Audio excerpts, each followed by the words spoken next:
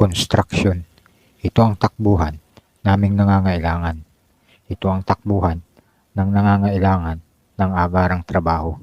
Dahil dito, sa construction, ang iba hindi na kailangan pa ng requirements maliban na lang sa malalaking kumpanya.